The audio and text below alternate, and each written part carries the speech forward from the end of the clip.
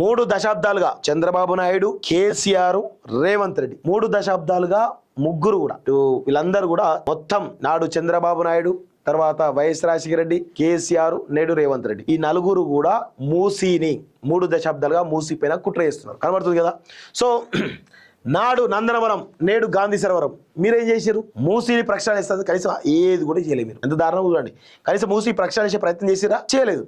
So పునర్జీవం, అభివృద్ధి, పర్యాటకం అంటూ పైకి మాటలు. మూసీ పరివాహకంలోకి పరివాహంలోని పేదల భూములపై కాంగ్రెస్ ప్రభుత్వం కన్ను. కాంగ్రెస్ ప్రభుత్వం కాదు, Revanth Reddy and mafia. Revanth mafia కన్ను అంటే ఇంకా బాగుంటుంది. 3 జోన్ల పేరిట విలువైనటువంటి భూములను తెగనమ్మే కుతంత్రం. పలు పేర్లతో 30 ఏళ్లుగా ఇవే ప్లాన్లు. 1997లోనే బాబు నందనవరం ప్రాజెక్టుకు వ్యతిరేకంగా జనాందోళన. నేటి అడుగులు దాని కొనసాగింపే అంటూ చూస్తాం. చెరువు పక్కన ఊరు, నది పక్కన నగరం నిర్మించుకున్న నాగరికులు మనం. భూమే కాదు, నీరు మన హక్కే. నీటి పక్కన ఉండే వాళ్ళే నిజమైన భూమిపుత్రులు. సకల సంపదల హైదరాబాద్ నగరం మూసీ కుదురులోంచి ఎదిగింది. ఎంత అద్భుతంగా రాశారు. కానీ విషయం ఏంటంటే ఇది నమస్తే తెలంగాణ రాయడమే విచిత్రం. ఎందుకంటే వీళ్ళు చేసే పనికి మాల పనులపైన ఇట్లాంటి రాయరు. ఒకవేళ వాళ్ళే కనుక మూసీ సుందరీకరణ చేస్తామంటే దీనికి విరుద్ధంగా రాస్తారు. అట్లా పడితే అట్లా రాస్తారు. అసలు దీనికి జర్నలిజం విలువలు లేనటువంటి 3rd గ్రేడెడ్ పత్రిక ఇది. ఆ ఎడిటర్ నుంచి మొదలెట్టు వీళ్ళందరూ కూడా అదే పరిస్థితి. 3rd గ్రేడెడ్ పత్రిక. సో నదిని జీవనాధారం చేసుకొని బతికే పేదోళ్ళు ఎందరో. అందుకే మూసీ హైదరాబాద్ ఆత్మ. పేదల కడుపు నింపే తల్లి. అయితే దళారులకు మాత్రం బంగారు గుడ్లు పెట్టే బాతు. అందుకే అమాంతం మింగి లాభపడాలనుకుంటారు పాలకులు. అందుకే హైదరాబాద్ జలసిరి మూసిని తెగనమ్మే కుట్ర జరుగుతున్నది. దానికి పెట్టిన అందమైన పేరే మూసీ సుందరీకరణ. 3 దశాబ్దాల క్రితం ఇదే నది చుట్టూ నందనవనం పేరిట చంద్రబాబు రియల్ ఎస్టేట్కు ఊతమిచ్చేందుకు ప్రయత్నిస్తే జనం తిరగబడ్డారు. మూసీ బచావో ఆందోళన చేపట్టారు. ఇప్పుడు రేవంత్ ప్రభుత్వము అదే రియల్ ఎస్టేట్ పాట పాడుతున్నది. తాజా ప్రయత్నాలకు కాంగ్రెస్ మార్క్ పేరు గాంధీ సరోవర్ అంటూ చూస్తా ఉన్నాం. సో చంద్రబాబు నాయుడు నుంచి మొదలు పెట్టుకుంటే వైఎస్ రాజశేఖర రెడ్డి కావచ్చు, కేసీఆర్ కావచ్చు, ఇప్పుడు రేవంత్ రెడ్డి కావచ్చు, ఈ నలుగురు కూడా మూసీ పైన ప్రతిసారి కూడా కుట్ర చేస్తూనే ఉన్నారు. మూసీని ప్రక్షాళన చేస్తామని చెప్తూ చేయకుండా ప్రజలను నమ్మబలికేయడం ప్రయత్నం చేస్తూనే ఉన్నారు. నందనవనమని చంద్రబాబు చెప్తే, తర్వాత వైఎస్ రాజశేఖర ఒకటి చెప్పిండు, తర్వాత కేసీఆర్ మూసీ ట్యాంక్ బండ్లో డాల్ఫిన్ ఫిష్లు ఎగరేస్తా అని చెప్పేసి పెద్ద గ్రాఫిక్ డిజైన్లు చేసి బయటకు వెళ్ళారు. ఏమైంది? ఒక్క డాల్ఫిన్ ఫిష్ అన్న ఎగరేసిరా? ఎంత దుర్మార్గం చూడండి. అప్పుడు ఇదే పత్రిక రాసింది. ఇదే పత్రికలో ఇదే హెడ్డింగ్లు రావడం జరిగింది. ఇక్కడే ఇదే పిక్చర్లో మూసీ ట్యాంక్ బండ్లో ఏది డాల్ఫిన్ ఫిష్లు ఎగిరినట్టుగా చేశారు. మొత్తం ₹1 బిల్లు వేస్తే కింద కనబడాలి, అంత నీట్గా ఉండాలని చెప్పేసి ఇదే పత్రిక రాసింది. మళ్ళీ ఇదే పత్రిక ఇట్లా రాస్తూ ఉన్నది. చూడండి ఎంత దుర్మార్గంగా ఉంది ఈ పత్రిక. పనికి మాలిన పత్రిక ఇది. సో దశాబ్దాల నుంచి కూడా మూసీ పైన పాలకులు కుట్ర చేస్తూనే ఉన్నారు అనేది చాలా స్పష్టంగా అర్థమవుతోంది. సో ఒకసారి మీకు ఇంకొంచెం డీటెయిల్గా చెప్పేట ప్రయత్నం చేస్తా. చూడండి ఒకసారి. 1908లో వచ్చినట్టు మూసీకి మరోసారి వరదలు రాకూడదని భారతరత్న మోక్షగుండం విశ్వేశ్వరయ్య హైదరాబాద్కు ఎగువన 2 రిజర్వాయర్లు నిర్మించాలని సూచించారు. ఆయన చెప్పినట్టే నిజాం ప్రభుత్వం సిటీ ఇంప్రూవ్మెంట్ బోర్డు ద్వారా ఈ పనులకు పూనుకొని మోక్షగుండం విశ్వేశ్వరయ్య హైదరాబాద్ నగరానికి రూపొందించినటువంటి మాస్టర్ ప్లాన్ను పక్కగా అమలు చేసింది. ప్రఖ్యాత ఇంజనీర్ అలీ నవాజ్ యావర్ జంగ్ 1920లో ఉస్మాన్ సాగర్, 1927 నాటికి హిమాయత్ సాగర్ నిర్మాణం పూర్తి చేశారు. సో అయినప్పటికీ మూసీకి పలుమార్లు వరదలు వచ్చాయి. దీంతో ఇన్ని ప్రణాళికలు వేసినా మూసీకి ఎందుకు వరద పోటెత్తున్నది? ఇండ్లు ఎందుకు మునుగుతున్నాయి? ప్రణాళికలో ఏదైనా లోపమా? ఇక ఉస్మాన్ సాగర్, హిమాయత్ సాగర్ లాంటి చెరువులు ఎగువన ఇంకా నిర్మించాల్సి ఉందా అనే చర్చ సాధారణంగా రావాలి. అయితే ఇలాంటి చర్చలు పక్కన పెట్టి మూసీ ఒడ్డున పేదల ఇండ్లే వరదలకు కారణమనే వాస్తవాలను రేవంత్ ప్రభుత్వం వల్లెవేస్తున్నది. అయితే ప్రభుత్వం ప్రచారం చేస్తున్న ఈ అబద్ధాల వెనుక ఒక నిర్కారమైన నిజం ఉన్నది. అదేంటో తెలుసా? మూసీ ఒడ్డున బతుకుతున్న పేదల కాళ్ళ కింద భూమి సర్కారు వారికి కావాలి. ఆ భూమిని ఆక్రమించాలి, ఆ తర్వాత అమ్ముకోవాలి, అనంతరం సొమ్ము చేసుకోవాలి. ఇదే రేవంత్ ప్రభుత్వం చేస్తున్నది అసలు లక్ష్యం అంటున్నారు.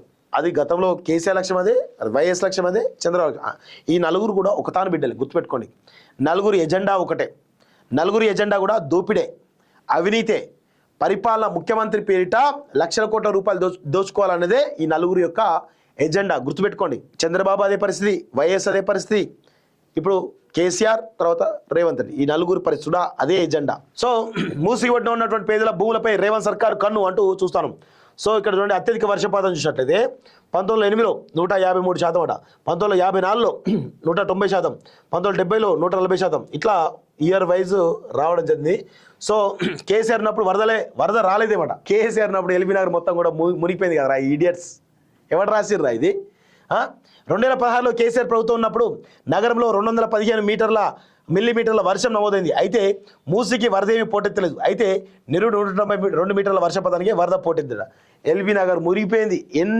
ఎంత మునగాలో అంత మునిగిపోయింది కదరా. ఎవడరా ఇది రాసింది? ఈడియట్. జర్నలిజం తెలుసారా నీకు? ఎల్బీ నగర్ ఎట్లా మునిగిపోయిందిరా? చుట్టుపక్కల మునిగిపోలే మొత్తం. ఎందుకు మాట్లాడుతున్నారో నాకు అర్థం కాదు. దిల్స్ నగర్ మునిగిపోయింది, ఎల్బీ నగర్ మునిగిపోయింది, ఖైరతాబాద్ మునిగిపోయింది. అన్ని చాలా చాలా నగరాల్లో ఉన్నటువంటి బస్తీలన్నీ కూడా మునిగిపోయింది. ఫిల్మర్ బస్తీ మునిగిపోయింది. ఏం మనుషులరా నాయన మీరు? రాసేటి అన్ని పచ్చి అబద్ధాలు రాస్తారు. అందుకే మిమ్మల్ని ఇది అంతా టిష్యూ పేపర్ అనేది. సిగ్గుండాలి కొంచెమైనా. మూసి బతకాలంటట.